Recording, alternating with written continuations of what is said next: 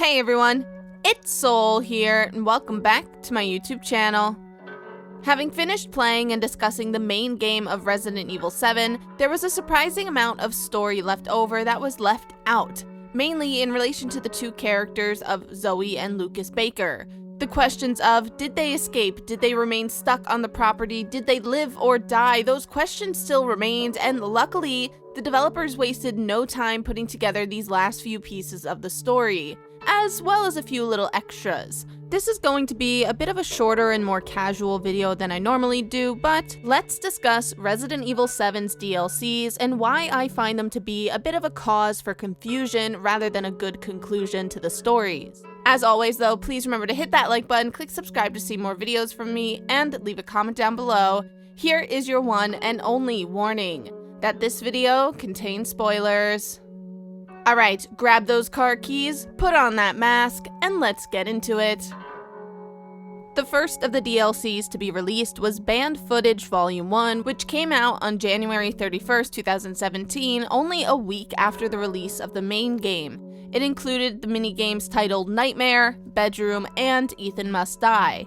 It was then soon followed by Banned Footage Volume Number 2, which came out on February 20th, only about a month after the first volume, and it included the minigames 21, Daughters, and Jack's 55th birthday.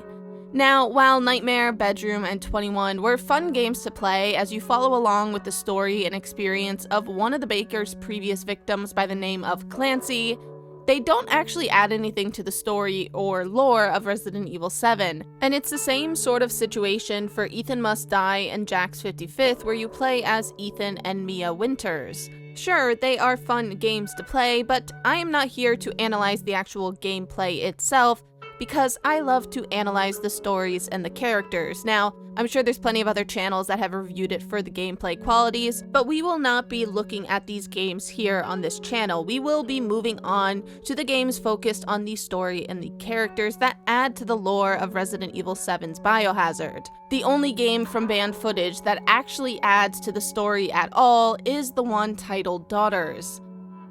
In Daughters, we get to play as Zoe Baker the night that the ship crashes, the ship that is carrying both Mia and Evelyn and bringing this infection into the Baker household. In this game, we get a glimpse into the lives of the Bakers as we see them hunkering down as this massive hurricane is going on outside, before Jack suddenly bursts into the room carrying Evelyn. He inquires about a previous house guest that they took in before we get to see how kind and caring both Jack and Marguerite were.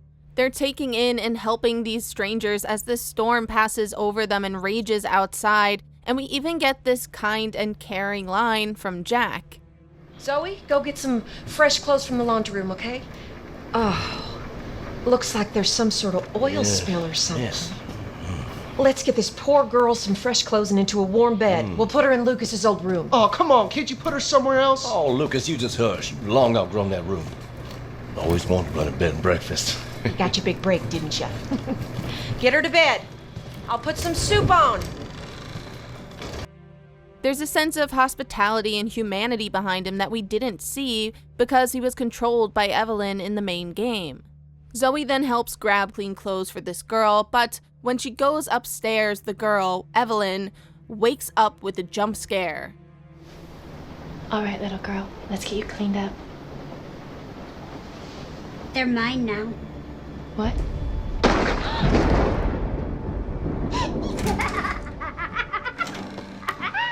With the power now out, Zoe finds Lucas knocked out downstairs before hearing her mother talking to someone in the bathroom upstairs.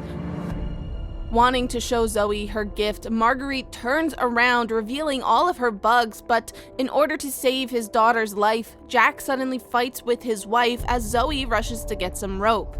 But when she arrives back upstairs, she sees Jack performing this almost baptism on his wife and taking things a bit too far as we see Marguerite slumped over the side of the bathtub. For a split second you think that maybe Jack is normal, maybe he's just taking religion too far, but then he turns around and stabs himself in the chest with a knife. Jack has clearly accepted Evelyn's gift as he says that she wanted him to do this. The thought of Zoe seeing her parents do this is absolutely terrifying. I mean, if this was to happen in front of your own eyes and your parents are acting like this, it has got to be a terrifying experience. And so Zoe then tries to escape. As she is running away, we see Lucas getting dragged off by Jack, and we hear how he should also just accept her gift.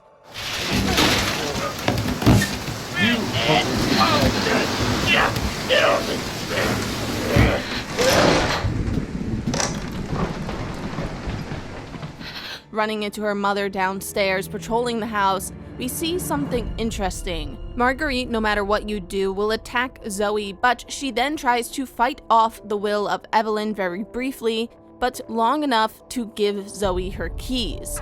I don't know what's wrong. Mama! Stay away! Don't touch her! Don't hurt my family! I don't understand, Mama. What's going on? Here! Take it! Take it! Go!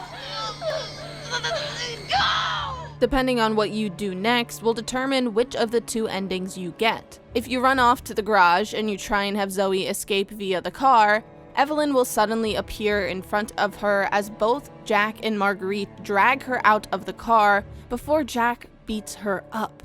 This is obviously the bad ending to this game.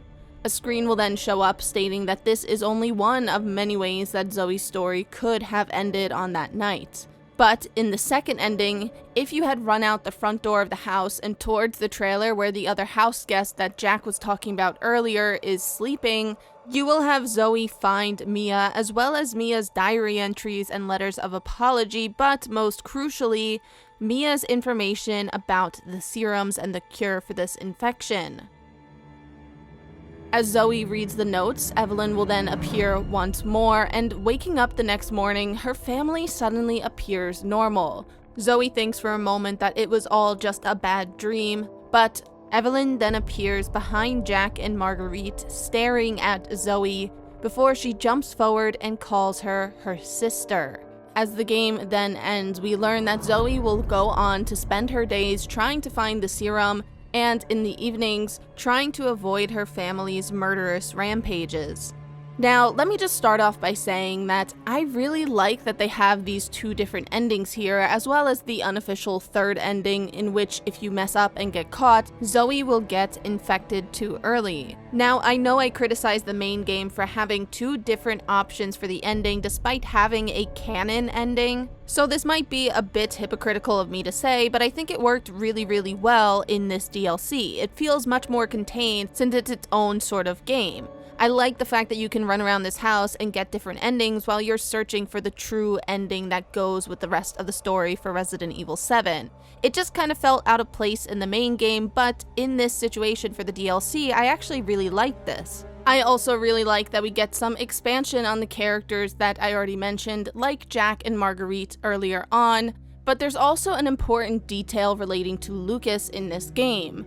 If you look over Lucas's shoulder as he opens his phone, you will see his passcode that you can then use on his computer in the hidden room upstairs in the bedroom, if you are able to first find the push button. It is up there that Lucas's disturbing character comes to the surface even more. The radio and all of this hidden technology is suspicious, but what's worse is the list that is on his computer. In the main game, we know that Lucas has seemingly dealt with psychological issues as a child, but did he ever get these issues truly resolved? Well, that doesn't seem to be the case as we see in this very disturbing list. Now, the whole list is pretty disturbing and disgusting, but the most disgusting one, in my opinion, is about how he is being pervy and spying on his sister, and yet he can't believe or can't understand that he is wrong doing this. It is disgusting, yet this further shows that Lucas truly was acting out of his own will in the main game, and he enjoyed these sort of torturous games that he played on people. It wasn't Evelyn's influence, he just needed an excuse to start. It is truly sickening and adds much more clarity to just how sick Lucas is as a character. So while it is definitely disturbing, I like that we got some expansion and more information about Lucas. Moving on to the major downside about this game, however, is the fact that there is this confusing detail about how Evelyn's power and control works. The game seems to be suggesting that Evelyn can only control the bakers at nighttime, and in the morning they just forget and go about their day. If this is the case, and this is actually how Evelyn's control of them works, I find it really hard to believe that this was able to go on for 3 whole years in the main game. I really don't understand how they could have gone and continued about this every single day when they woke up surrounded by piles of dead bodies and blood. I don't understand how this would be possible to continue for that long of a time frame. Some people have tried to argue that perhaps the writers are implying that when Evelyn first takes control, she can't quite control them for full 24 hours and limits her time frame to the evening until she is strong enough to control them longer and longer. But this is just a guess. What makes this even more confusing, however, is the fact that in the main game, we get the opposite idea. We get to see and understand that as Evelyn gets older and older, her body grows weaker and weaker, and she starts to lose control of people. She loses control of Lucas, she never quite fully gained control of Zoe, and she seems to be losing her abilities. So this, quite frankly, completely goes against the idea that this DLC is putting forward, that she started off very weak and then gained a lot of control and more power the longer she is there. So just as a whole, it's very confusing as to how exactly Evelyn is able to control them and how her abilities and strength works when she's controlling this family. Yet, despite all of this confusion, I can't help but feel like this DLC is still okay. It is fun to play through the very first time because you get to play it a couple times in order to get the correct ending. However, it is still a shame that the lore and our understanding of how Evelyn's powers work gets muddled up because of this game. It is also just a big shame to me that both of the banned footage games, out of all of those 6 mini-games, only one of them adds to the overall story of Resident Evil 7. I just kind of wish that there was a little bit more that added to it, but don't worry because we do get a little bit more about the characters and the story as we look ahead to Not a Hero and End of Zoe, which were both released on December 12th of 2017. In Not a Hero, we get to learn a little bit more about Lucas as we play as Chris Redfield, who is hunting Lucas down in the mines immediately after rescuing Ethan and Mia. We get a completely separate sort of campaign in this game, as we have Chris coming in all Call of Duty-like as he faces these traps that Lucas set up for him. It is here that we learn Lucas was working for a group called The Connections to help them understand Evelyn as a bioweapon. This is who Lucas was sending these emails to in the main game. We also get to explore his laboratories a lot more, which showcase how Lucas was trying to test these mold monsters in order to better use their abilities for even more evil. Honestly, the more that we learn about Lucas, the more sick he is revealed to be. But then with Chris closing in on him, we finally get to fight Lucas in his molded and mutated form, stopping him from sending vital information back to the Connections. For the most part, this is actually a really solid DLC. I actually think it's the best one out of all the Resident Evil 7 games. As we get to play and fight as Chris, it's just really enjoyable. Not to mention that we all really wanted to fight Lucas in the main game. He was already a big enough villain that we kind of all wanted to face.